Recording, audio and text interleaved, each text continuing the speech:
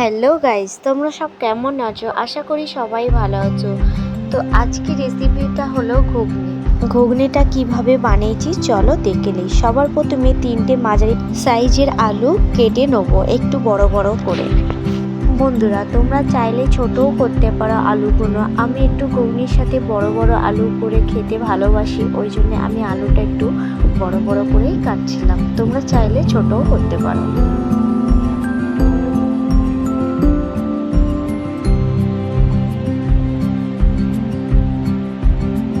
তো বন্ধুরা, আমার আলু কোচানো হয়ে গেছে। এবার আমি সব আলু তুলে নিয়েছি।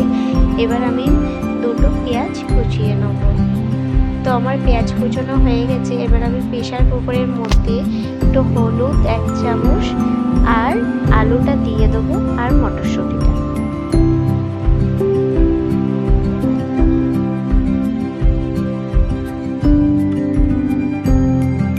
তো বন্ধুরা, আমি 8টা সিটি দিয়ে নেব।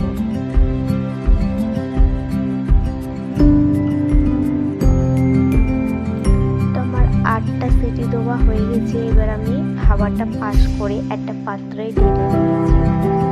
দেখতেই পাচ্ছ কতটা গলে গেছে। এবার আমি মশলাগুলো রেডি করে নেবো। সবার প্রথমে নুন, হলুদ, তেজপাতা, আদা রসুনের পেস্ট, মরিচের গুঁড়ো, জিরে গুঁড়ো, ধনের গুঁড়ো, ঝাল। আমি 2 রকম ঝালই দিয়েছি।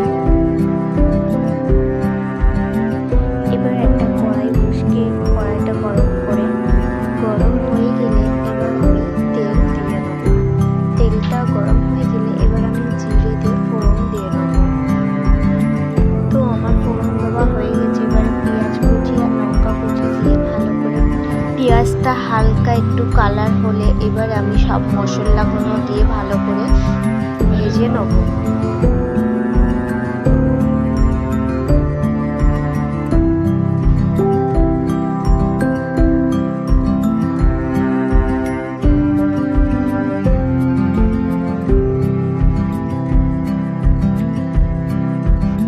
মশলাটা একটু পানি দিয়ে কষিয়ে নেব।